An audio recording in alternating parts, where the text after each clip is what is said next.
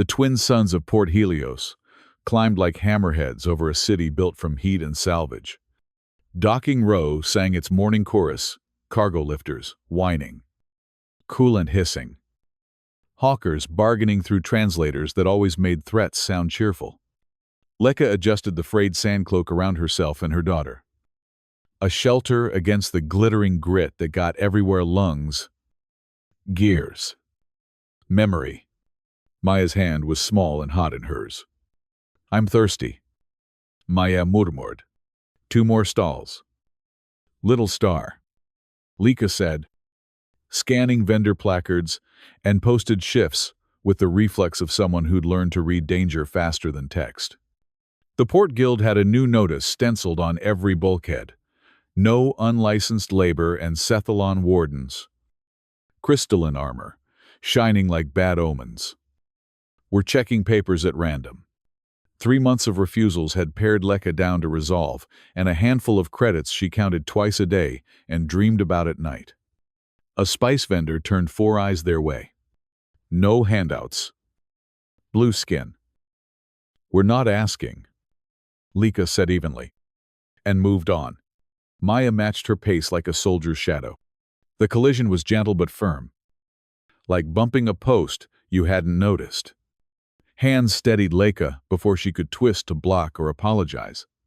She looked up into green eyes weathered by sand and long days. Human. Sun-bleached hair.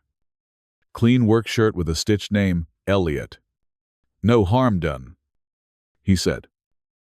A smile that reached those eyes. "This corridor's a gauntlet. Some folks don't forgive accidents." "Yes," Leka said, wary. "I've noticed." His gaze slid to Maya, then returned. Without pity, something quieter. Like recognition. "Elliot Fraser," he offered, thumb hooking toward Docking Row. "I keep the bay with the crooked masthead and the straight invoices." "Leka," she answered. "This is Maya." "Hello there," Elliot told Maya, crouching to her height. "We're test-running smiles on Docking Row today. Quality assurance. You got one." Maya's fingers flexed at Leka's cloak, then fluttered a tiny wave. Elliot looked delighted, as if this were a rare stamp in a collection. "I couldn't help noticing you've been making the rounds," he added, rising. "Port rumor moves faster than customs. If you're looking for honest work, I've got an opening." Every rule Leka had written for herself since she ran: don't trust, don't anchor, don't owe, rose up at once. What kind of work? Maintenance.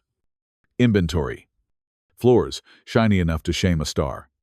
Nothing complicated. He lifted his hands at her. "Look. Room included.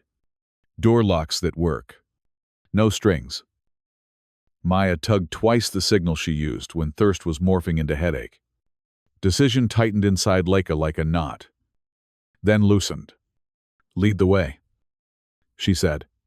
The shop sprawled across 3 conjoined bays. A chassis graveyard, arranged with surprising care.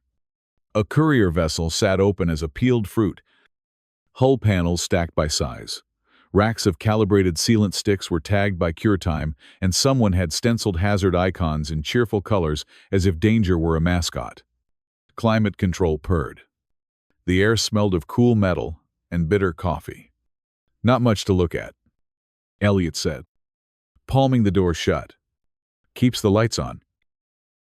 He walked her through cleanup checklists and a tablet inventory schema, simple enough to learn fast and deep enough to impress an auditor. Pay is fair. Shift starts at 08. Room and board. He hesitated, as if bracing for pride to flare. "Are included. If you want them." "It's perfect," Leka said before caution could catch up. Then flushed. "If you mean it." "Wouldn't offer if I didn't." He glanced at Maya, who had discovered a rack of power cells that pulsed like sleeping jellyfish. "Kid height in this shop is boring on purpose," he added. "My nephew used to visit." I learned. The apartment was 2 rooms, and a promise kept clean surfaces. Intact seals. A small view of sky between spires. Maya ran to the smaller bed and bounced once. Reverent. A real bed. Mama. Yes. Lika said. Voice unsteady. A real bed. Elliot cleared his throat. Suddenly shy. There's coffee. Actual tan beans. Not synth? We'll shop proper tomorrow. He handed over an access fob and a printed copy, just in case the port grid glitches. Who prints anything anymore? Lika thought. And felt the ache of the thought before she could banish it. That night the wind clawed the port, and inside it was warm. Lika stood at the window as twin moons dragged light up the dock towers. She touched the pendant under her tunic, the last fragment of a life that would hunt her if it could, and let herself breathe.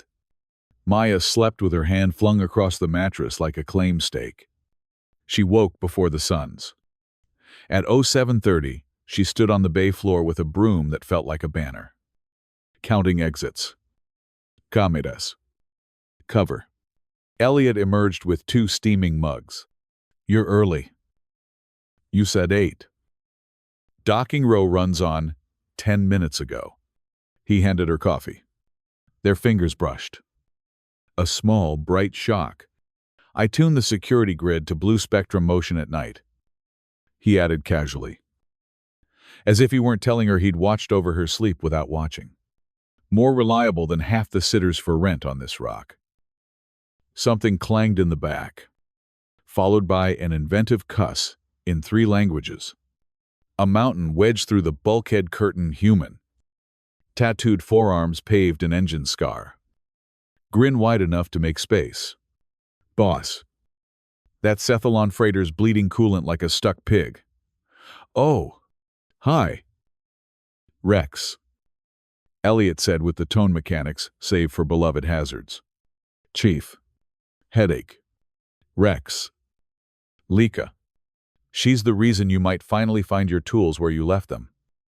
Welcome to the madhouse. Rex said, wiping his hands. Already fond. The morning unfurled in work scent and movement. Elliot showed Lika the bay logic where spares lived. Where manifests died. Which dockmasters demanded bribes in the form of paperwork so immaculate it felt like a sacrament. Lika swept. Stacked. Learned the rhythm of the place, with that other sense she didn't talk about anymore. The one that heard machines' moods. Rex was elbow-deep in a diagnostic panel by mid-shift, swearing at a neural interface that refused to accept its own existence. This thing's inverted. He growled. Or I am. You're approaching it wrong, Lika said without thinking. 3 heads turned. The panel didn't have a head. But she felt it do the same. She stepped close. Hands gentle on the housing, as if it could spook. These units were flashed with a factory patch last quarter. It flips the handshake. See. Her fingers danced across the toggles. The display woke. Scrolled. Sighed into a full systems map. Silence. The thick kind. Rex let out a whistle. Well? Look at that. She speaks fluent, stubborn. Elliot's eyes had gone thoughtful. You said new experience. I watched quickly. Lika said. It was not quite a lie, and nowhere near the truth. He crossed his arms. Not accusing. Just balancing the scales. You just bypassed a triple-locked neural gate like it owes you rent. She stared at the floor. If you want someone else, I want you safe. He said simply. And I want the shop to run. Let's call your official title maintenance. Unofficially. You can save Rex's backside when pride lets him ask. We keep it off any grid a board warden could query. Rex raised both hands. I got no pride worth more than making quota. Welcome to tech support. By afternoon, Lika moved the way the bay moved, predicting where Elliot would be before he was there. Sliding inventory trays to Rex like a dance. Between tasks, she checked the apartment camera. Maya sprawled on the little bed drawing loops of pink and violet with styluses. Elliot had found as if fate stocked his cupboards. "She's bright," Elliot said from the office doorway. "Watching the same feed. The good kind. The dangerous kind. Too bright sometimes," Leica said softly. It slipped out and hung there.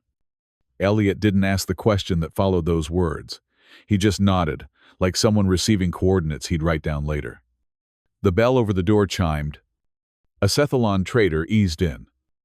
Crystalline skin, refracting the bay lights into shards. His eyes made the slow gather of a net inventory. Exits. Leica. Interesting new hire. Fraser. He said, letting the words cut. Very interesting. Just hired help. Elliot replied. Voice light. Posture. Changing a fraction.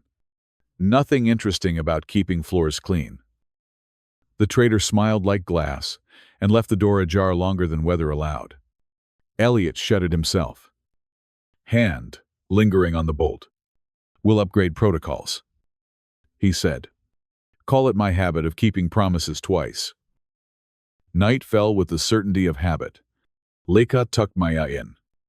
Listened to the shipyard for the stutter. That meant a coolant line had been patched with tape and prayer. Smiled, despite herself. A gentle knock. It's just May. Elliot said through the panel. Can we talk? She opened the door to a man in soft clothes and restless edges. Hair damp from a fast shower. Worry, left unshaved along his jaw. Are you comfortable? He asked. With the work? With the everything. Comfortable is a foreign word, she said, and meant grateful. He rubbed his neck. Sheepish. I told you I wouldn't pry. I meant it. But I do need to know if danger is walking through my door wearing your name. Yes, Leica said. Because lying now would turn the whole structure to ash. But not because of me. Because of what I carry. Because of Maya. He didn't flinch. He just stepped close until the air changed temperature between them. Until the hum of the bay became a background river. I protect my crew, he said. That includes family? Family. The word unlatched, something she'd bolted shut. If you want it to, he said. And when she reached up to touch the line of his cheekbone, he caught her hand. Pressed it there. And they both stopped, pretending this gravity wasn't mutual. The kiss, when it came, was careful, like opening a panel you've never serviced. Gentle pressure. Passionate listening. Then a click neither of them could deny. There were promises hidden in it. And caution. And joy that didn't apologize. Later, wrapped in quiet, and the thrumming heartbeat of the bay, Elliot traced circles on her palm like a map. No regrets, he asked. Rough-voiced. None, she whispered. But I'm not asking for your history. Just your horizon line. We'll navigate it. He pressed a kiss to her temple, as if blessing a new ship. Sleep. Docking row will try to beat us at dawn. Outside. The desert wind changed direction. Inside. Leica slept with a stranger's name on her mouth, that no longer felt like a stranger's, and woke to the certainty that shelter could be a person as much as a place. Morning on docking row began not with sunlight but with sound engines coughing to life. Servo drones bickering over priority access. Traders haggling through half a dozen languages. Inside the repair shop, Leica scrubbed carbon from an intake grill, watching the glow panels shift from orange to clean white.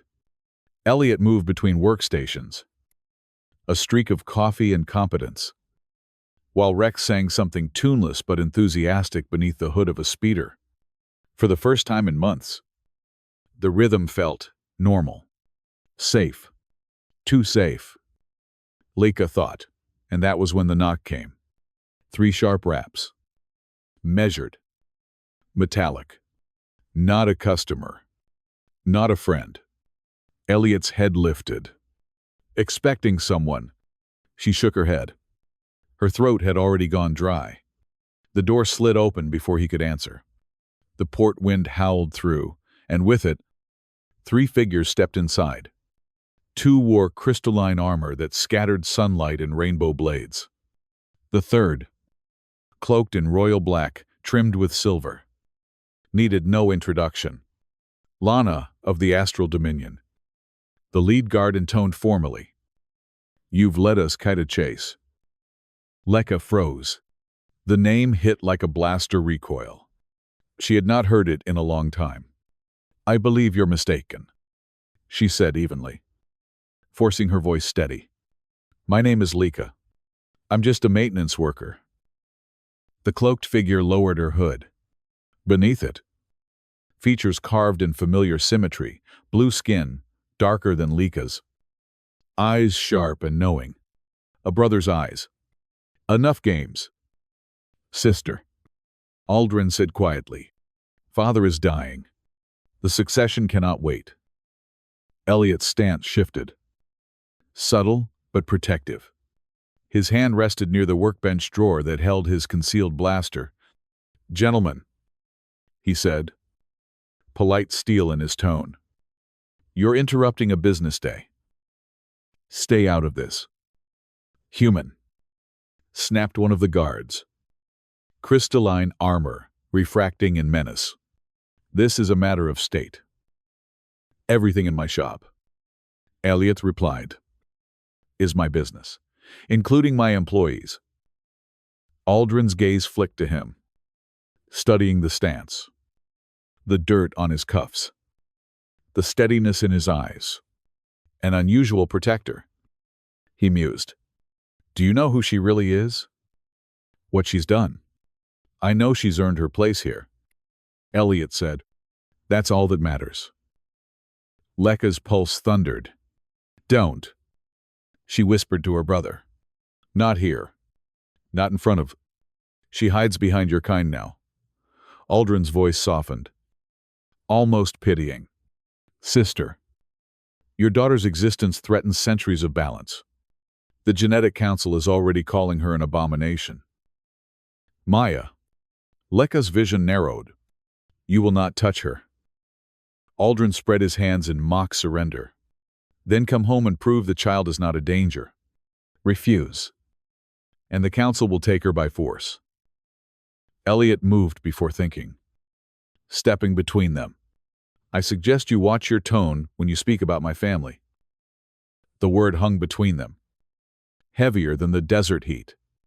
Aldrin blinked, taken aback, then laughed softly. "Your family. You've no idea what you've tied yourself to. Human." "I don't need to," Elliot said. "I just need to keep them safe." The guard shifted, weapons half raised. But Elliot didn't flinch. Somewhere above, the whine of servos hummed the shop's security turrets, activating. A red targeting dot painted itself neatly across each guard's chest. "Boss." Rex's voice crackled through the comm, steady and dry. "Just making sure our guests understand the safety protocols." Elliot's smile didn't reach his eyes. They were just leaving, weren't they? The moment stretched taut.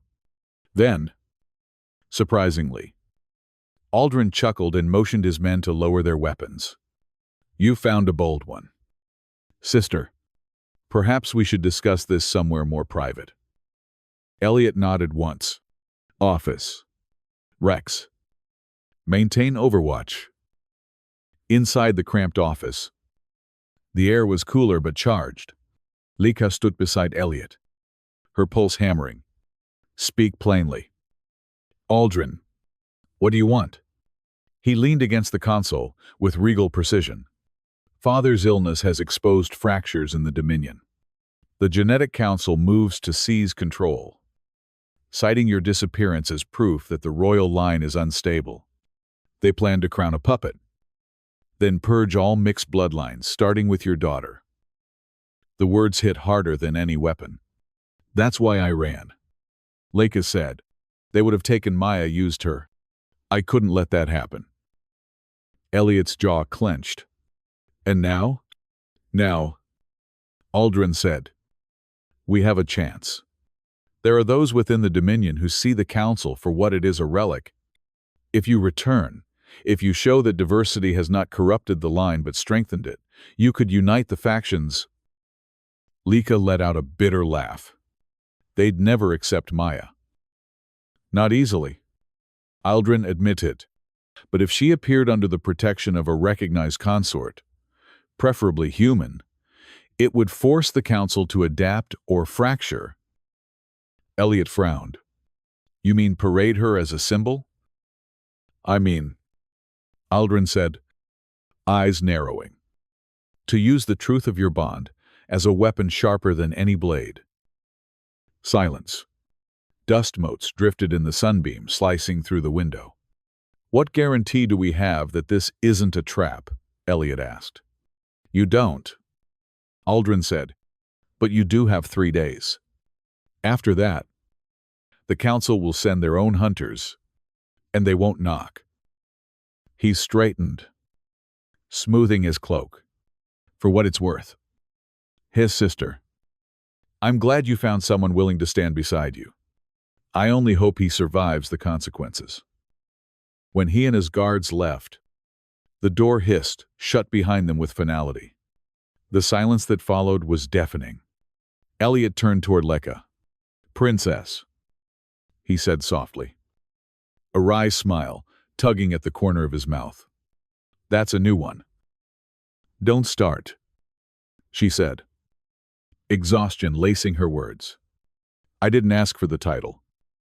He stepped closer, tilting her chin up with 2 fingers. I'm not angry. Leica. Just trying to catch up. You went from refugee to royalty before lunch.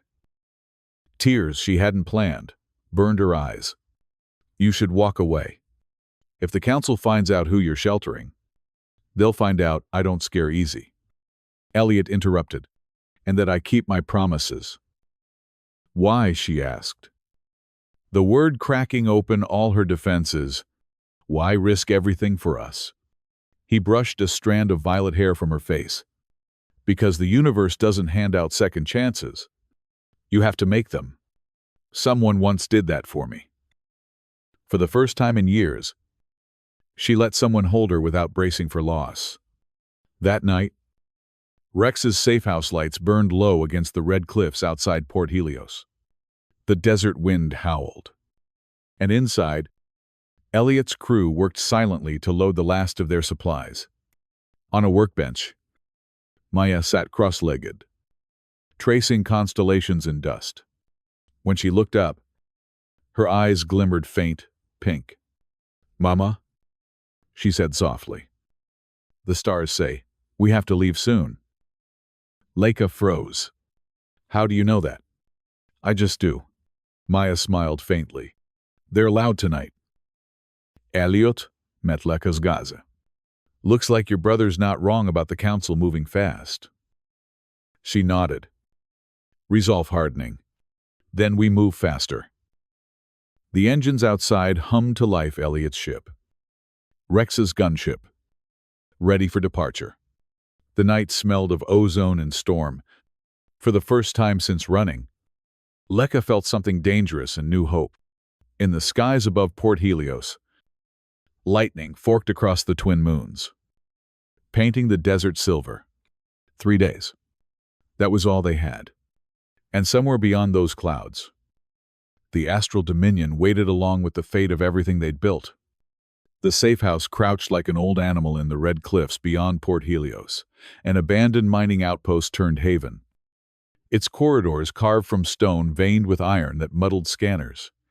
Outside, dust storms prowled across the desert. Inside, the hum of generator coils and filtered air made a sound almost like peace. Elliot had patched the place with his usual brand of stubborn ingenuity. Half of it ran on human wiring, the other half on salvaged astral power cells that pulsed faintly blue in the dark. The kitchen smelled faintly of machine oil and something like cinnamon. For all its ugliness, it felt alive, like a heart still beating under scar tissue. Lika sat at the work table, watching Maya play with a scattered assortment of mechanical parts. The child's dark curls fell into her face. Her lips pursed in concentration. She wasn't assembling anything that Elliot recognized until the pieces began to tremble. They rose, one by one, into the air. Bolts, servos, and filaments drifted together, aligning with gentle precision, until they formed a miniature engine that hovered midair, glowing with a soft pink light. Elliot stared. By all the stars. Maya looked up, her eyes shining with the same faint hue as the engine. Look. Daddy, it dances. The small engine began to spin, balanced perfectly. Between rotation and stillness, a fragile miracle made from scrap. Then the light dimmed, and the parts gently settled back onto the table. Leka pulled Maya into her arms before the child could wobble. Telekinetic engineering, she explained quietly. It's rare, even among my people, the ability to understand and manipulate technology by instinct. It's considered the purest expression of evolution. Rex whistled low from the corner where he was tinkering with a blaster rifle. Kid rebuilt my comm unit yesterday, while half asleep. I'm not sure whether to be amazed or terrified. They'll come for her, Elliot said softly, his expression hardening. The council won't stop now that they know she exists. They won't find her, Leka replied. But her voice lacked conviction. Elliot crossed to the table, his palm settling flat against the worn star chart spread across it. Then we stop running. We make a plan. Hours later, the three of them hunched over the map projection that cast flickering constellations across the walls. The astral dominion lies here, Elliot said, tracing the cluster of blue symbols. But every route through the main lanes is patrolled. They'll have eyes on every gate. Leka agreed. We'd be arrested before we cleared the first relay. What about the smuggler's belt? Rex asked, pointing to a red patch along the edge of the map. Pirates don't care about politics. Only fuel and profit. Too dangerous, Elliot said. I've fought in those systems. You don't come out unless you're carrying cargo worth dying for. There might be another way. Leka tapped a point on the far rim of the chart, where the star of Vea Prime glimmered. There's a sacred temple there. It's ancient, older than the Dominion itself. The High Priesthood still holds authority above the Council. Elliot frowned. And what does that get us? Protection, she said. And legitimacy. If we complete a binding ceremony in the temple, the Council can't touch us. You'd be recognized as my consort Maya's legal guardian. The law would have to acknowledge us as one family. Rex grinned. A royal wedding and a revolution all in one trip. Elio met Leka's eyes. A binding ceremony, he repeated, tasting the words. Sounds a lot like marriage. In a way, she admitted, color rising in her cheeks. But the binding is more than vows. It tests whether two souls can truly unite. The temple reads your hearts, your fears, even your secrets. Sounds romantic, Rex muttered, earning a sharp look from both of them. What I'm just saying, nothing like a mystical couples therapy session before overthrowing a government. Elliot chuckled despite himself. All right. Temple of Vea Prime it is. But we'll need supplies. A jump plan. And false papers that can fool an astral checkpoint. Leave that to me, Rex said, standing. I've still got contacts from my smuggling days. You two focus on the ceremonial part. He winked. Try not to fail the compatibility test. When he was gone, the silence stretched warm and uncertain between them. Training for a sacred ceremony sounded simple until Lika began to explain what it required. The temple's rites demanded precision, synchronized movements. Heartbeats aligned. Mental focus shared until thoughts blurred. They began each dawn in the safe house's narrow courtyard. Lika moved through the forms gracefully, her blue skin catching the rising light. Elliot followed a heartbeat behind, stumbling through gestures that felt half like dance and half like engineering schematic. Maya perched on a nearby crate, offering cheerful critique. "You're off by 2 degrees. Daddy," she called. "You have to mirror Mama, not copy." Elliot huffed, wiping sweat from his brow. "Maybe you should teach instead." "She's right," Lika said, a laugh in her voice. "You're thinking too much. Feel it." He tried again, slower this time, and found the rhythm, the invisible thread that tied his movements to hers. When their palms met, the air between them hummed faintly, a pulse of pink light flickering at their joined hands. Lika caught her breath. "That's it." He smiled crookedly. "Guess I'm learning the steps." The training continued into the evenings. They practiced mental resonance, silent communication, through shared focus. Elliot, the mechanic, compared it to tuning a reactor core, until the vibrations harmonized. When Lika finally heard his thoughts brush against hers, steady, calm, filled with quiet affection, she nearly lost balance. "See?" he murmured aloud. "Just engineering, but with feelings." "Dangerous combination," she said softly, but couldn't hide her smile. Days passed in a rhythm of work and practice. Between lessons, Elliot and Rex fortified the ship, a courier-class freighter repurposed from a cargo hauler. They installed pulse jammers, recalibrated shields, and even added a small sleeping berth for Maya. The girl named it Little Star and insisted on painting a pink constellation above her bunk. At night, when the desert cooled and the wind carried the scent of iron, Lika and Elliot would sit on the cliff's edge watching twin moons rise. "I never thought I'd find peace again," she said one night. "Not out here." "You didn't find it," Elliot corrected. "You built it." She turned to him. "You make it sound easy." "It isn't," he said, "but it's worth the work."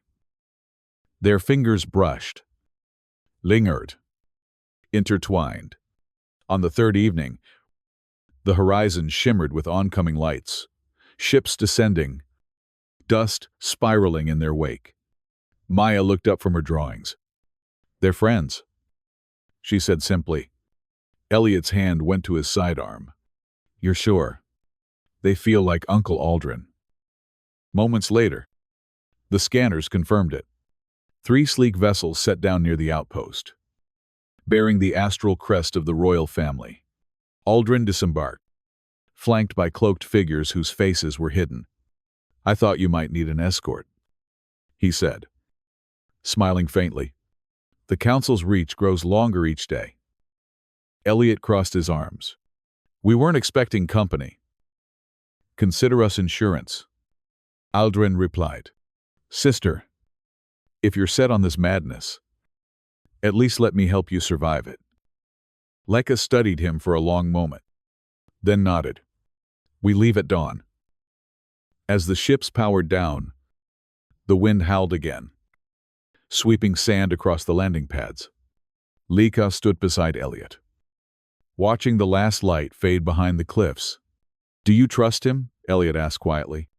"No," she said, "but I believe he wants our people to change. That's enough for now."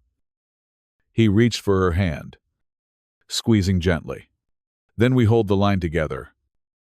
The stars flared to life above them, countless and cold. Somewhere among them waited the temple of Via Prime and trials that would test not only their love, but the future of every world that feared it. Vea Prime rose from hyperspace like a hymn made visible. Where most planets gleamed with city lights or raw industry, this one shimmered in prismatic silence, a world carved entirely from crystal and cloud, its surface alive with color that bent around the twin suns. From orbit, the ancient temple of Vea glowed at the planet's pole, a mountain of transparent spires that seemed to sing as light struck them. "Looks like a cathedral built by an engineer," Elliot murmured, hands steady on the flight controls. "Close," Leka replied.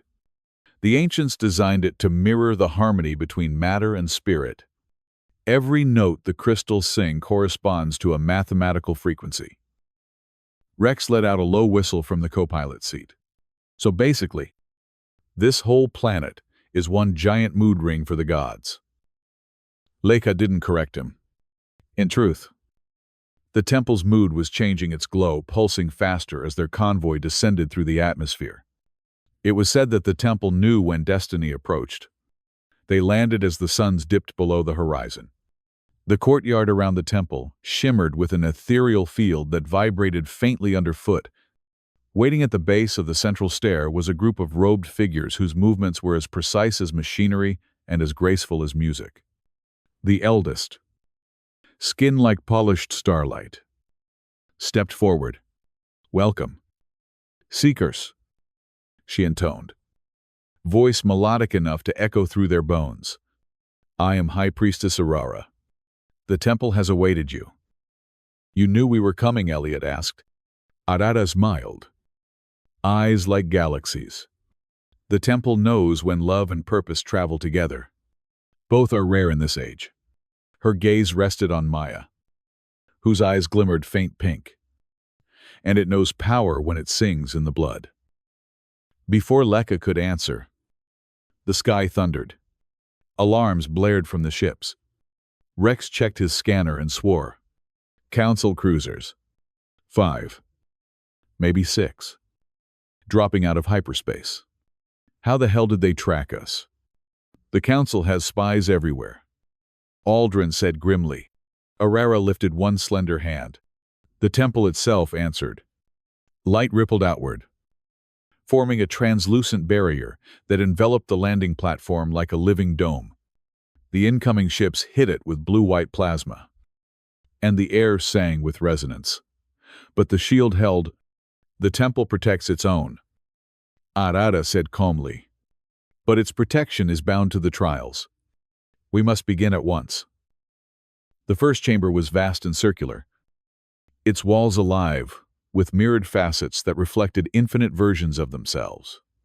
In the center hovered a column of light. "The first trial," Arara said, "tests truth, the willingness to know and be known. You will each walk the other's memories and emerge unbroken." Elliot reached for Leka's hand. "See you on the other side." Light enveloped them. Leka gasped as her senses folded outward. She was no longer herself, but moving through Elliot's life, dust-choked minds. The cave-in that stole his parents. The sleepless years repairing ships to pay off debts no one should owe. She felt his loneliness, his quiet humor masking grief. And the flicker of wonder, the first time he'd seen her in Port Helios, an alien mother holding a child against the sun. Elliot, meanwhile, saw her memories in torrents, the sterile brilliance of the royal court, the suffocating expectations, the terror of giving birth in secret, the escape under gunfire through a breach in the palace hangar, the endless flight across border worlds. He felt the raw love that had driven every step. When the light withdrew, they stood clutching each other, tears and laughter mingling. Arara's expression softened. Few survived the first trial, so, in tune, the temple approves. A distant explosion rolled through the corridors. The barrier trembled under renewed assault. They hurried deeper into the temple. The second chamber glowed with patterns that shifted like constellations. The second trial, Arara said, tests your vision of the future, the courage to choose a path, even when all outcomes bring loss. The floor dissolved into mist. Images formed within it. Maya, older, frightened, trapped within a laboratory. A council scientist dictating notes about genetic reclamation. Lika cried out. Another image followed Elliot. Gray-haired and broken. Working under guard on council ships designed for war. Then the mist changed. They saw Maya standing before a crowd of humans, and astral alike. Her pink energy dancing across the sky in shapes of peace. They saw a new age of cooperation.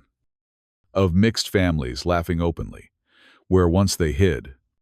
Aurara's voice reverberated around them. You cannot see all roads. You can only choose which future to serve. Elliot's grip tightened on Lika's fingers. We choose each other. Always. The chamber brightened. The favorable vision burned itself into the crystals, and for a heartbeat, the whole planet seemed to exhale. Outside, the battle worsened. Through the temple's outer walls, they could glimpse fire streaks as council fighters hammered the shield. Rex's voice crackled over comms, the barriers flickering. Boss, whatever magic it's running on, we're close to overload. The third trial must begin now. Arara commanded. Only unity can stabilize the temple. They entered the final hall. A cavernous space filled with intertwining beams of light and circuitry that pulsed like veins. This test joins action to spirit bind. Arara explained. Your skills must merge as one mind. The lattice of energy shuddered, flickering through impossible equations, half engineering, half emotion. Elliot saw feedback matrices. Leka saw harmonic sequences. Maya, standing small but unafraid, saw both at once. Let me help, she whispered. Stepping forward, her small hands glowed.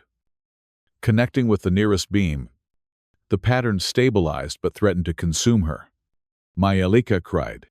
She can do it, Elliot said quickly, kneeling beside his daughter. Remember what we practiced. Kiddo, balance input. Don't force it. Maya's breathing slowed. The wild pink light around her softened. Threads of energy weaving between her and her parents. Lika added her own resonance, matching Elliot's rhythm, guiding the flow. Together they closed the circuit, three minds. One purpose. The entire temple blazed with light. Outside, council ships reeled as the barrier transformed from passive shield to reflective field, their own fire turning back upon them. One by one, the signatures winked off scanners. When the radiance faded, glowing sigils marked their wrists and hearts. The binding had completed itself through the trials. Arara bowed deeply. You are now one in the eyes of the ancients. Not even the council may deny this union. Aldrin's communicator crackled.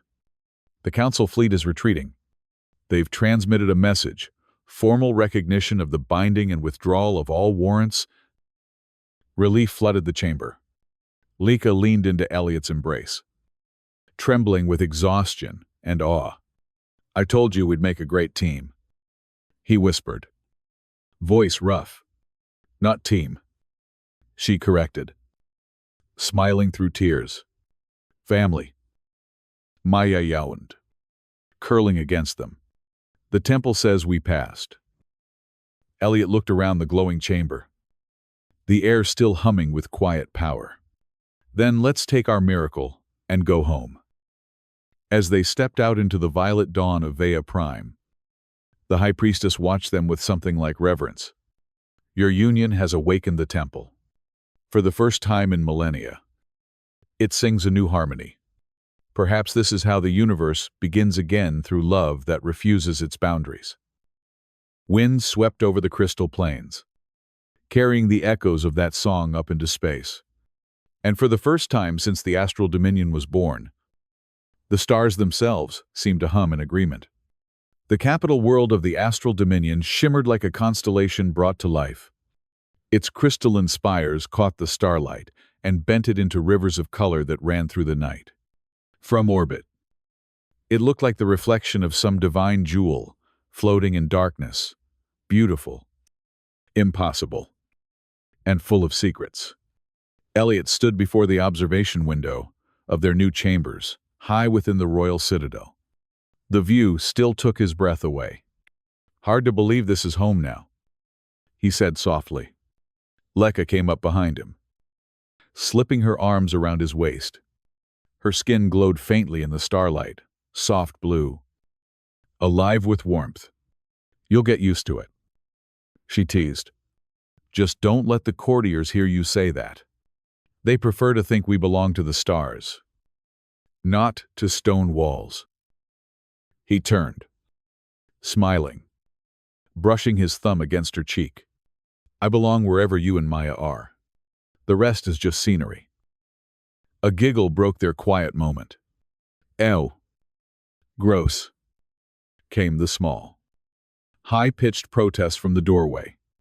Maya bounded into the room, trailing a faint halo of pink light and carrying a data slate twice her size. "Uncle Aldrin says the engineers need you." "Daddy." "Something about resonance drift in the new power cores." Elliot ruffled her curls affectionately. "Resonance drift. Huh. Fancy words for, they broke it." End of quote. Maya giggled again, pleased with herself. Her gift had grown in leaps since the temple trials. She could feel when technology misbehaved. Sometimes even before it did. The priests whispered that she was the living bridge between science and spirit, the proof that the Dominion's bloodlines could evolve, not decay. Later that morning, the royal council chamber, filled with the soft murmur of officials in jeweled robes. Some bowed respectfully to Lekka as she entered. Others only inclined their heads, wary but curious. Elliot followed at her side, dressed in a simple uniform of the new Royal Integration Corps, a position created just for him. To oversee the blending of human and astral technologies, Aldrin stood at the dais. His once imposing form relaxed into genuine pride. The council recognizes Her Highness Lekka of the Astral Dominion and Consort Elliot Fraser of Earth.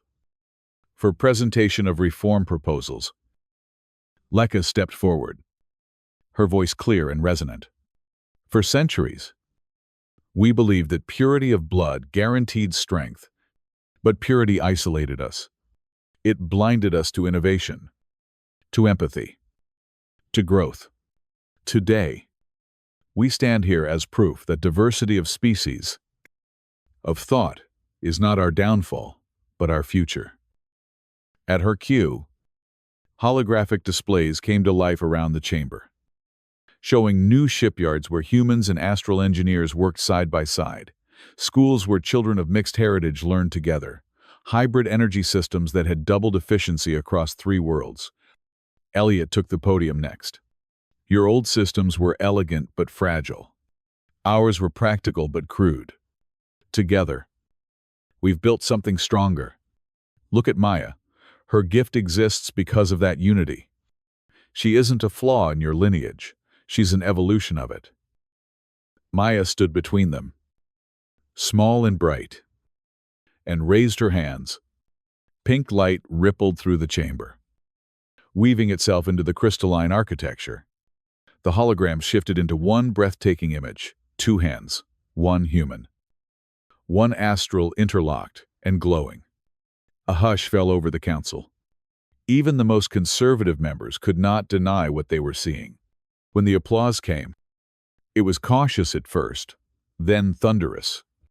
That night, after endless ceremonies and interviews, Lekka and Elliot slipped into the private royal gardens where silver trees hummed softly under the stars. The air smelled of ozone and blossoms that only bloomed under moonlight. "Remember Port Helios?" Elliot asked, lowering himself onto a stone bench. "Hard to believe all this started with a busted engine and a job offer." Lekka laughed, the sound like a soft chord. "You offered me shelter, And I gave you a rebellion. Fair trade. He pulled her close, nuzzling her neck. You gave me family. The rebellion was a bonus. She tilted her head, feigning annoyance. Flatterer. Engineer. He corrected. Flattery's just good calibration. They were interrupted by the sudden shimmer of pink light as Maya appeared between the trees. The gardens say you should stop flirting, she announced solemnly. They're embarrassed. Elliot laughed until tears came to his eyes. Your mother started it. He managed. Maya beamed. Uncle Rex says flirting is a kind of diplomacy. Are you being diplomatic? Daddy. Extremely, he said. And Leica swatted his arm while trying not to smile. Later, in the quiet of their chambers, Elliot traced the glowing binding mark that still shimmered faintly on Leica's skin. Do you ever regret it, he asked. Leaving the Dominion running falling for a stubborn human who drinks terrible coffee, she teased. All of the above. She turned to face him, her violet eyes luminous. Never. Every mistake. Every exile. Every heartbreak. It all led me here. To you. To us. Their kiss was slow. Unhurried, a promise. Not a question. Outside, the twin moons of the Dominion hung like witnesses, silver and solemn. The moment was interrupted by a soft chime from the hollow panel. Rex's face appeared, grinning as always. Sorry to disturb the royal canoodling. Your Highnesses. But you might want to see this. The screen split into news feeds from across the Dominion, humans and astrals, working together, laughing, embracing, mixed couples registering marriages, children with bright pink and blue eyes playing in the open. The world was changing. Looks like we started a trend, Rex said. A peaceful one. For once, Leica rested her head against Elliot's shoulder. We didn't start a trend, she said. We gave them permission to dream. At dawn, Maya bounded into their room, holding a small object made of metal and crystal. It glowed faintly, humming a familiar tune. Look what I made. Elliot blinked. Is that a model of your old repair shop? She said proudly. The miniature engine spun slowly, casting warm light across the room. So we never forget where we started. Leica's throat tightened. She crouched and wrapped Maya in her arms. We never will. Little star. Promise. Elliot joined the embrace, his arms circling both of them. For a long moment, they just stood there. 3 heartbeats syncing in perfect rhythm, ready to change the universe. Ladies, he asked. Maya grinned, eyes glowing pink. The temple says we already are. Leica smiled through tears. Then, let's make it official. Outside, the capital city shimmered with dawn. Ships rose from the royal docks, vessels of the new age, crewed by humans and astrals alike. Somewhere on the horizon, the temple of Vea pulsed once, like a heartbeat echoing through the stars. The family of 3 refugee, engineer, and child of 2 worlds watched from their balcony as light spilled across the towers. Once, Leica had fled through that same dawn in fear. Now, it felt like a beginning. Because empires didn't change through wars or decrees, they changed when one person looked at another across a crowded marketplace and chose kindness. And sometimes, kindness was enough to start a revolution.